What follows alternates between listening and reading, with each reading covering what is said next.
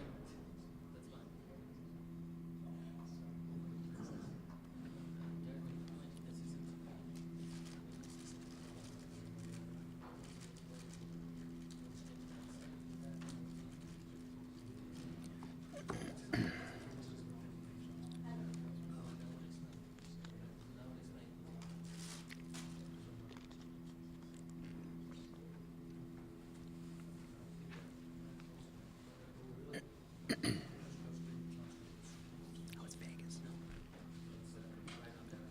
No country concerts?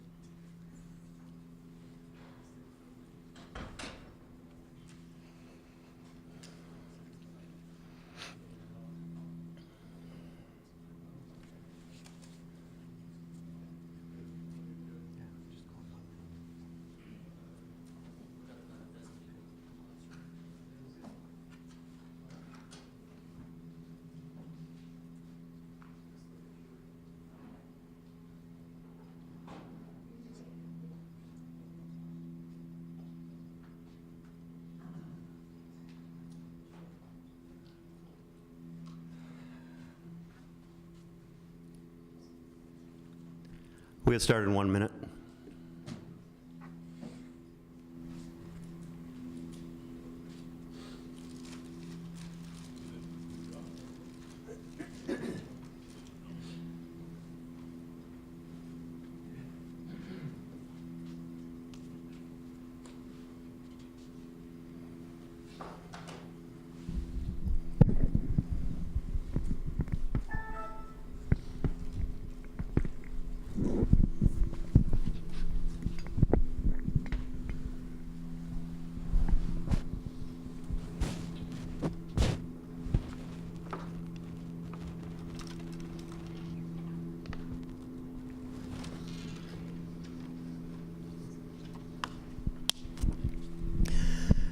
Okay, good morning, ladies and gentlemen, and thank you for attending this morning. For those that are both here in the auditorium with us, as well as those that are streaming, live stream via YouTube, thank you today for joining us. My name is Mike Barsky. I'm the project lead for Toronto Police Service Body-Worn Camera Initiative. In the room today, we have our IT professionals and experts from the Toronto Police sitting in the front row. In the back of the room, we have our lead purchasing Agent Doug Peck, as well as somebody that we're privileged to have as part of this project is Mr. Bill Mocsan, who is our Fairness Commissioner, who will see us through this process. So let me first go over an agenda of what we will see today. First of all, the purpose of this forum is for us to really announce to the world where we're at today and where we've come from and where we anticipate or where we'd like to see ourselves get to. As I said in the introduction, of course, for those that are streaming live stream, the website for those in the room, again, is www.youtube.com/user/Toronto Police. Also, you'll see at the bottom of the screen on each one of the slides, there is an email address, bodyworncamera@torontopolice.on.ca. That's for the purposes of any questions that you may have. We also have a number of cue cards here in the room for those that don't want to send it electronically but would like to anonymize and just write a question. And all of those questions will be answered at the end. So I'll go through the whole meeting structure as well before we discuss that. I'm going to give you a presentation. That presentation, as I said, will be about how we got to where we are today and where we plan to go with the future. At the end of that presentation, we'll take a break. We'll take approximately a 20-minute break, at which point we will look at all of the questions that came in, both over the email as well as in hard copy here, with the assistance of our purchase agent and the Fairness Commissioner, and make determinations if we can answer them all. If we can, I will stand here, read the question, and provide the answer so that later on, if you want to go back and watch this, you'll have the totality of not only the presentation, but the questions and answers. And those questions that we cannot answer, we won't, and there'll be a reason for that. But eventually, throughout this process, I'm sure that those answers will come to light. So, as I said, we're going to speak about the history of the project and how it is we got here. We'll speak briefly about the procurement strategy, what our vision is for tomorrow, where we want to see the service go to after proper evaluation, what our key drivers are, what's pushing us towards the end, and then, of course, as I said, the questions and answers. So first of all, let me start, for those who are not familiar, with how we got to where we are today. 2014, retired Chief William Blair came to my then boss, Staff Superintendent Tom Russell, also now retired, and asked us to pursue and look at the use of body-worn technology and the potential relevance to that in frontline policing in Toronto. We were also motivated by a couple of reports, the Yakabuchi report and the PACER report. The Yakabuchi report, of course, had 4 recommendations that spoke to interactions with those in crisis and how the potential for body-worn technology may assist in those interactions. Second report, the PACER report, the Police and Community Engagement report, was a report premised on the potential for racial bias policing in the city and how do we combat that. And one of their recommendations was, in concert with the in-car camera systems that we currently use in Toronto, that perhaps the use of body-worn technology would be a valuable asset. But as you can appreciate, there are a number of concerns and issues that we had. First and foremost, privacy. This is a new realm for policing, certainly in Canada. We know that it's been around the world for a few years now. But privacy as it relates to public space and private space recording. Because we have the in-car camera systems, we're fairly familiar with, public space recordings. So the importance was to appreciate then what does a private space recording have and what does it bring to the table, and how do we be then able to present that in a court of law. We also had to concern ourselves with the potential for freedom of information requests that perhaps could have inundated us with an overwhelming volume.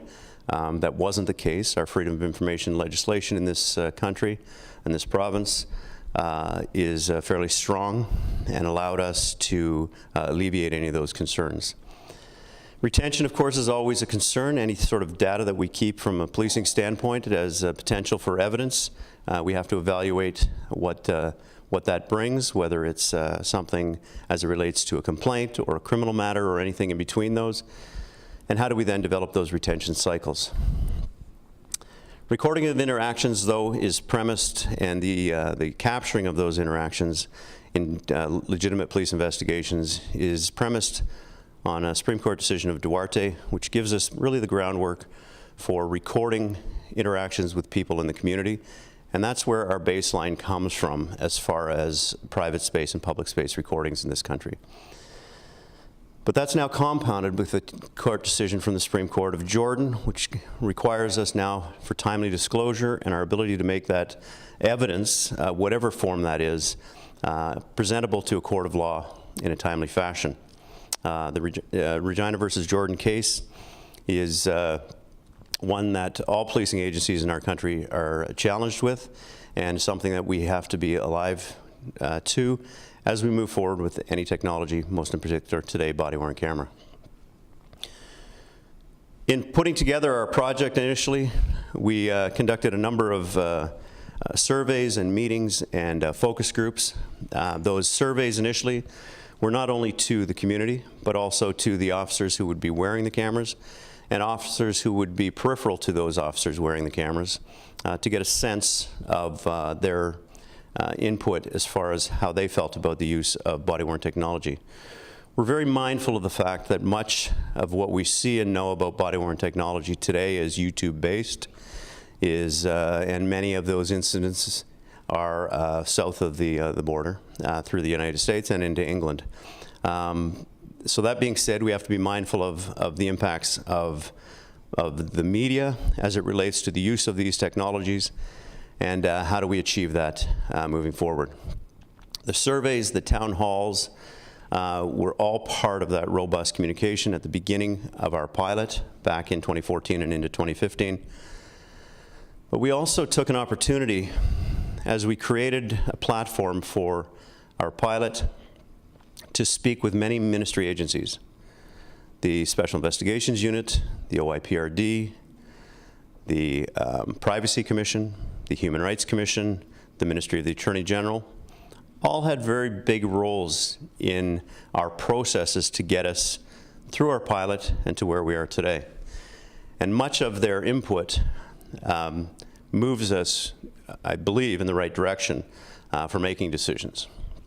Internal and external working groups included the likes of those ministry agencies, as well as community policing liaison committees,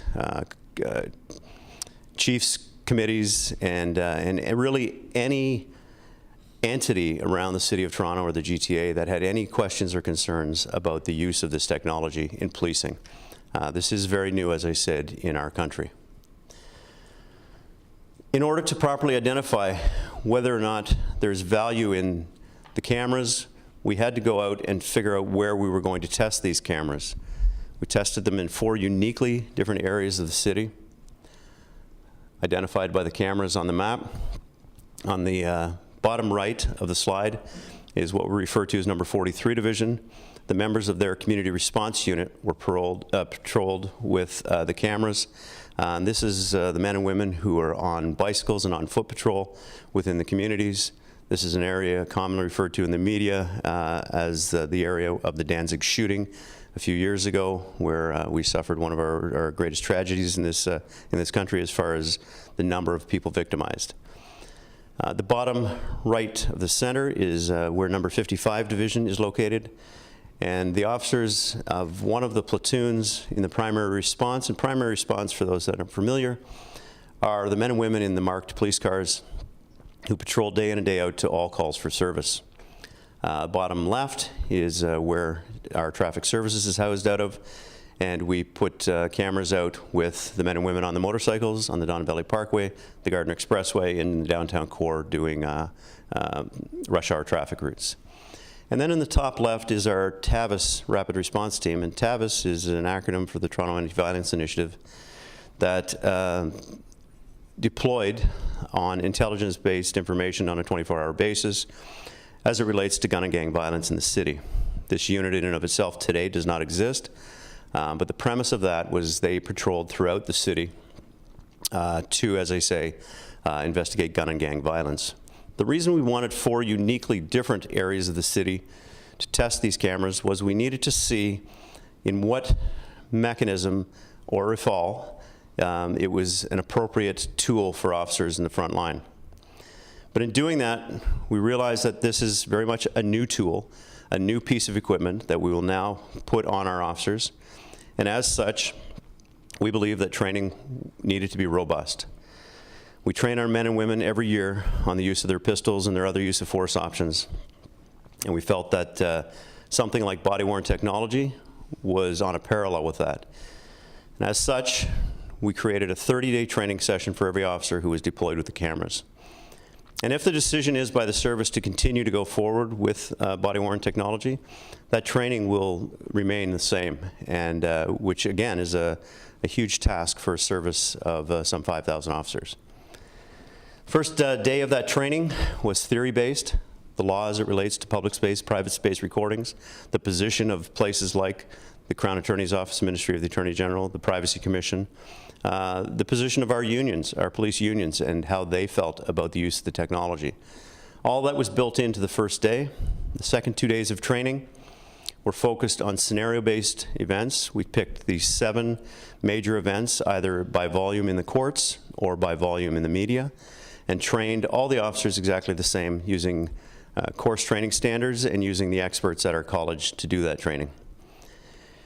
And then as a test to whether or not that training really worked, we put them through a mock trial so that we could challenge them on what the law says and their application of the law and how they use it.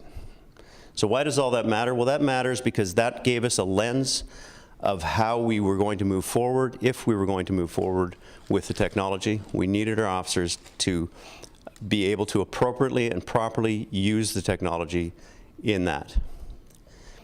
But over the course of the 10 months that we were live on the street, we did face challenges. Much of the reason we're here today is because the technology at the time, I believe, was somewhat infant in its stages as it relates to most other technologies. And so we had challenges. We had challenges with battery life. We had challenges with uploads and our ability to watch these videos.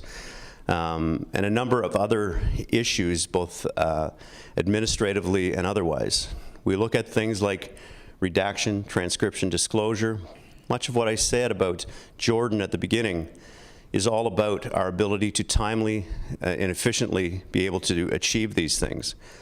In the Superior Court of Justice in this city, if a matter goes before the Superior Court, every piece of evidence, whether it's video or an interview, must be transcribed. We have to be able to do that in a fashion that allows us an efficient and effective presentation to the court. So these are the types of challenges that we faced. We also faced challenges with our training and with the policy that we'd created. Although the policy was in version 19 at the time of our rollout, we made some, I'll say, errors. Our officers believed that we took their discretion away from them. And that is not the purpose of us looking at any new tool for our officers. But we didn't consider that in our training. So certainly as we move forward, if it is the decision to move forward with body-worn technology, much of what we will train to is the fact that we need our officers to continue to have the appropriate discretion given the roles that they play in the community. So, we fast forward to today, and we are now on the cusp of research of where the technology is. We've seen the technology. We believe that when the technology works, it provides a brilliant tool to best evidence, to training, to transparency in interactions, and we think there is great value to that.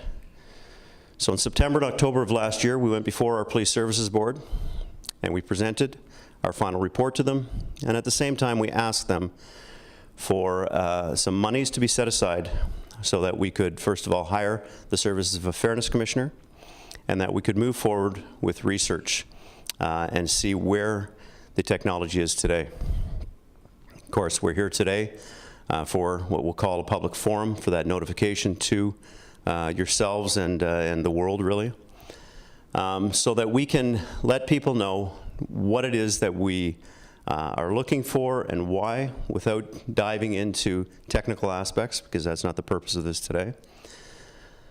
We will then issue either fourth quarter of this year or the first quarter of next year an RFI to inform ourselves on where the technology is, and so we can know full where the technology is today in 2017 and where the vision is for this technology as we evolve and as we move forward. We'll then issue an RFQ, of course, so that we can assess what that technology can or can't do for us. Given the lens of what we learned from our pilot, I think we're well placed. My IT team is second to none. They bring things to the table that I've never heard in policing circles. So I'm very confident that what we get as a result of the RFQ, prior to issuing the RFP, the non-binding RFP I might add, is that we'll be well placed to be able to assess and evaluate the technology and the state of the technology. We'll evaluate where we are after the RFP, and from that evaluation, we will table a position to the Chief and to the Police Services Board on whether or not we believe that the technology is at the right state and which direction we would recommend to the Chief at that point. Again, as I say, it is a non-binding RFP. If we find that at the end of this, some 18 to 20 months, that the technology isn't, in our opinions, stable, doesn't do the things we require, needs perhaps more time to evolve, we will be very frank with the Chief and the Command, because we think it's important that we provide the right tool for our frontline men and women. And then at the end of that, we will identify whether or not there is an appropriate vendor at the end of the procurement strategy. As we went through our pilot, we learned a number of things about body-worn technology, and for the vendors, this isn't new. However, I think it's important that we go through the various stages of how we see the video assets and where our challenges lie within that. Of course, creating the video is but a small piece to the puzzle, in that we believe that our guidelines are fairly easy to follow. So the creation is not an issue. Upload certainly becomes an issue.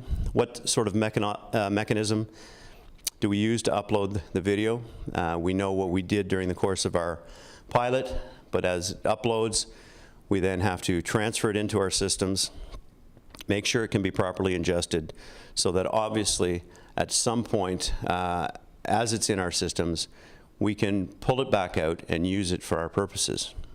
Whether those purposes are redaction, review, transcription, or presentation in a court of law, we have to be able to do that, because disclosure is the ultimate issue, and that doesn't just mean criminal court proceedings. That also means civil litigation. That also means internal type tribunals, any sort of venue where that asset provides the best resource or the best evidence.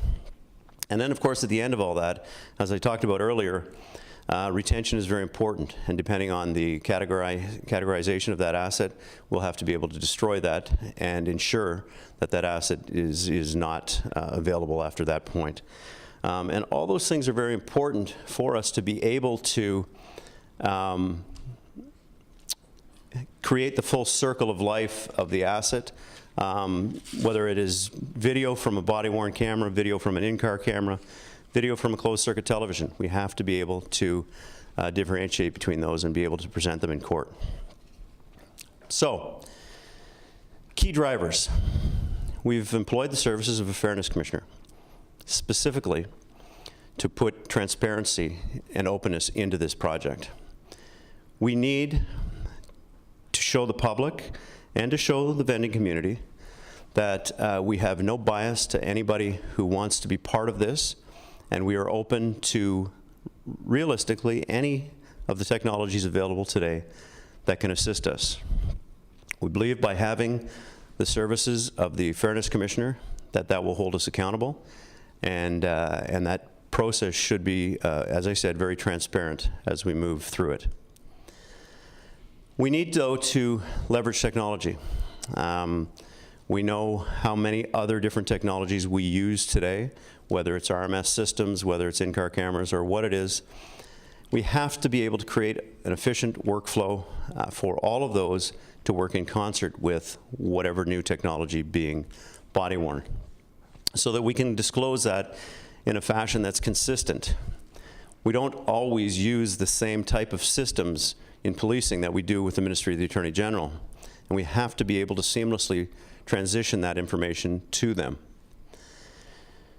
We have to be alive, though, to the fact that the human resource end of any new product is important for us to evaluate. During the course of our pilot, our officers added between 39 minutes and 120 minutes of administrative work to their day just for their role around body-worn technology. If that is the reality of body-worn technology, then I believe that we have to take a long, hard look at whether or not that is a valuable tool for us.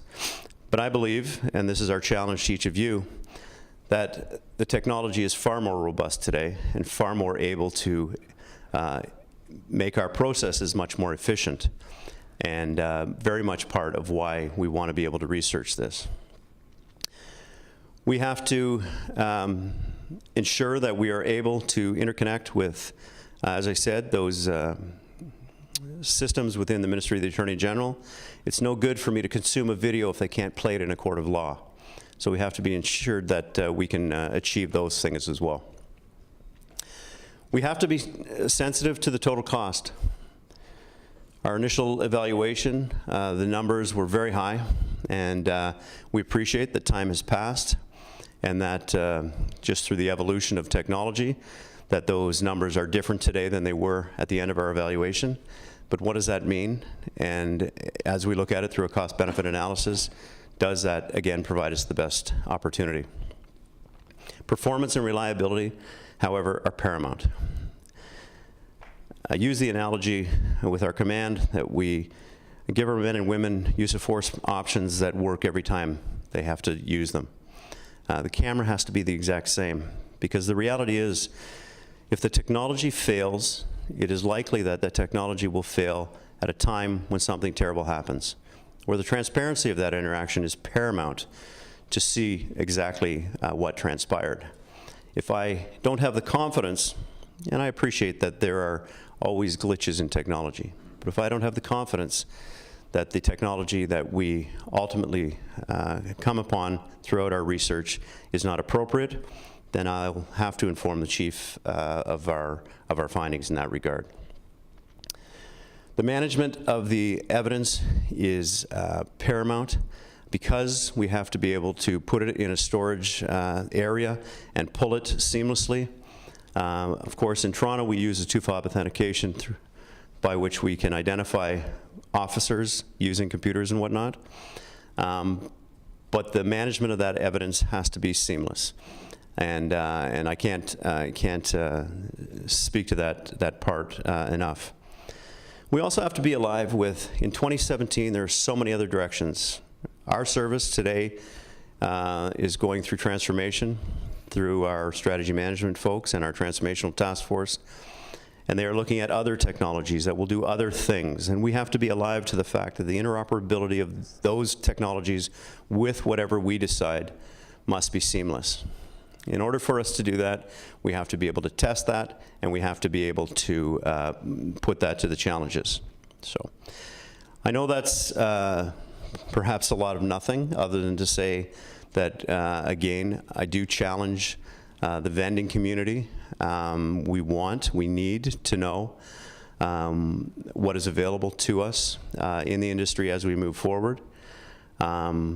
We'd like to take a break at this point for you, anybody, whether online at the www.youtube.com/user/Toronto Police, who are on the web to email to the body-worn camera at torontopolice.onca any questions you may have.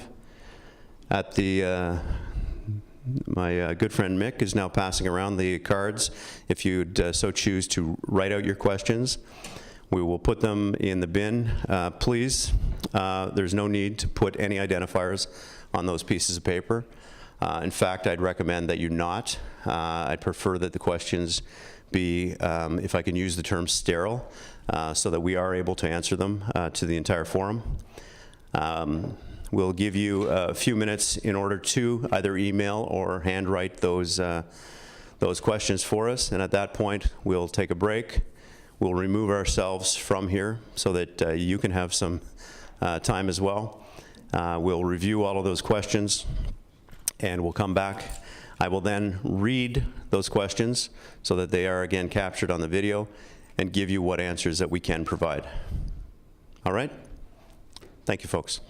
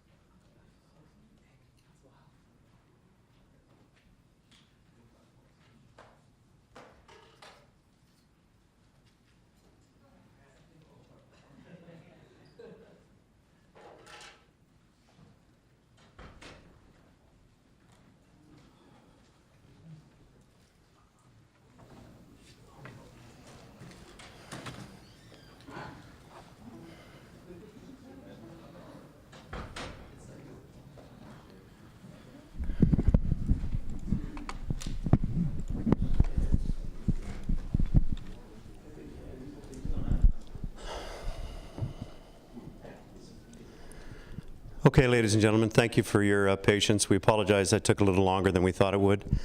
We're going to put all the questions and answers up on the board. I'll read each of the questions and answers so that there is no mistake as far as what our answer is.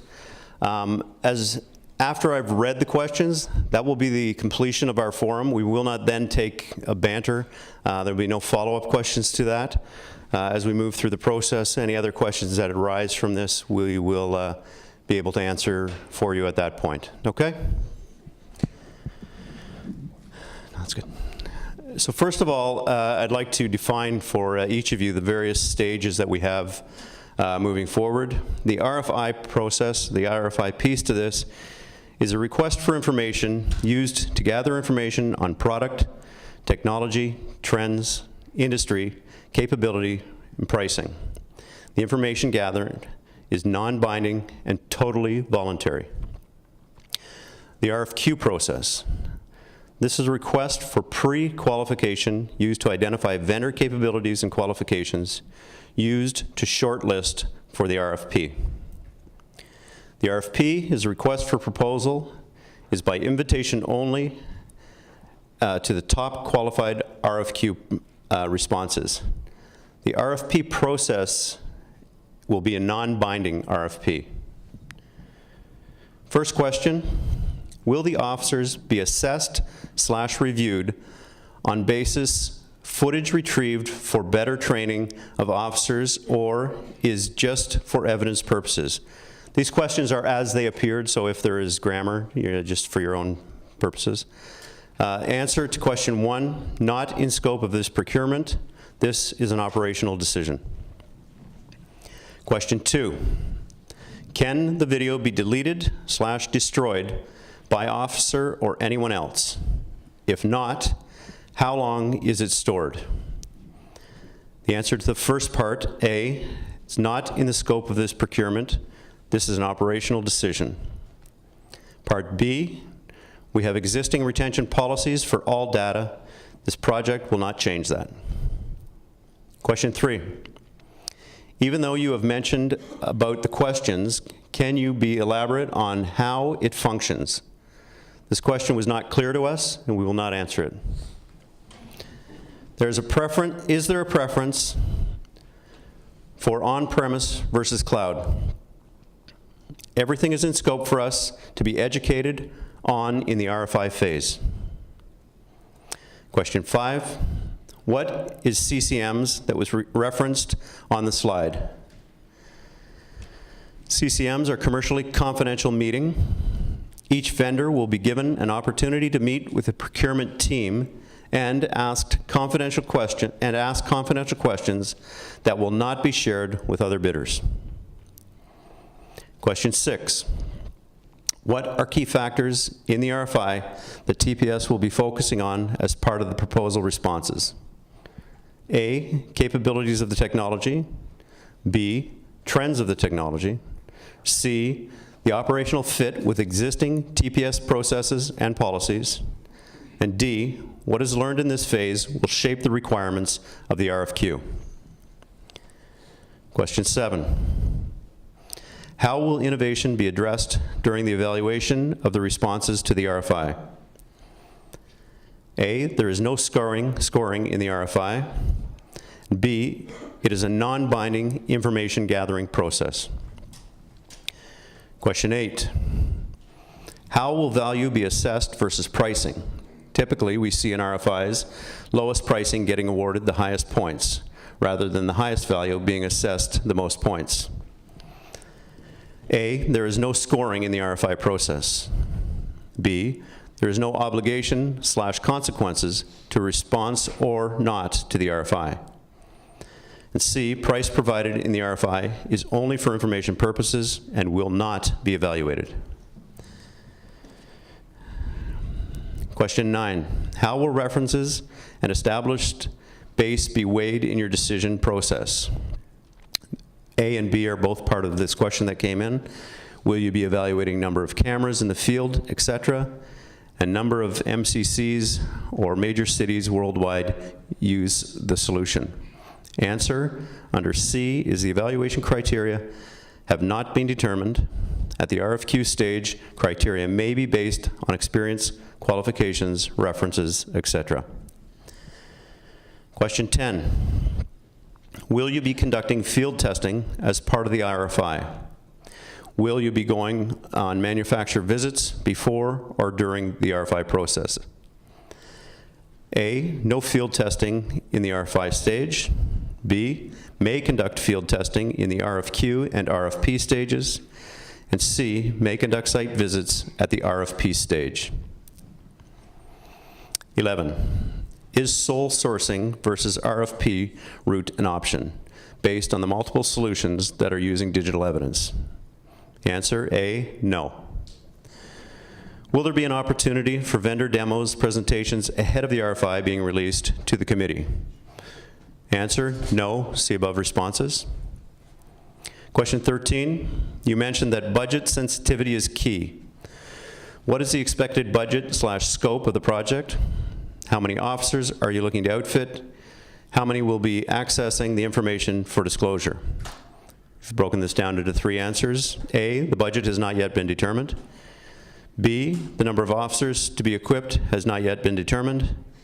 And C, accessing information for disclosure will be determined by the current state of technology. What are the key attributes, question 14, what are the key attributes for a successful partner that TPS is looking for as they go into this project? Answer, a partner or partners that can meet all of the vendors, all of the services needs. Those needs have not been determined. Question 15. What does success look like for the TPS with respect to this project? What are the 3 to 5 key metrics you are hoping to achieve in year 1 and 2? Answer, we will use the RFI process to educate ourselves. Question 16. Is Toronto Police open to each vendor giving an individual vendor a presentation to your executive team? The answer is to the evaluation team during the procurement process. Question 17. What is the timeline of RFI to selection of vendor? Our target from RFI to selection is about 20 to 24 months.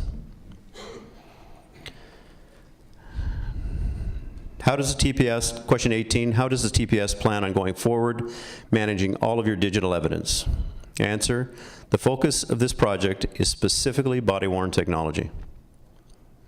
Question 19, where is the TPS regarding storage, bracket cloud, comma hybrid, comma local?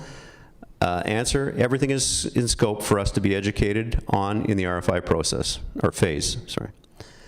And question 20, the final question, will the RFI and subsequent RFQ and RFP evaluate all components of the body-worn project as a complete solution, or will some aspects of the solution be broken out and evaluated separately, i.e. IT infrastructure such as storage, server, and network components, video asset management, software, etc. This is an operational decision and has not been made yet. Those are the answers to the questions that we received. That concludes our our forum for today. We thank you all for attending. We look forward to working with all of the vendors who have come forward and will come forward as we go through these processes. But that concludes our day, so thank you very much.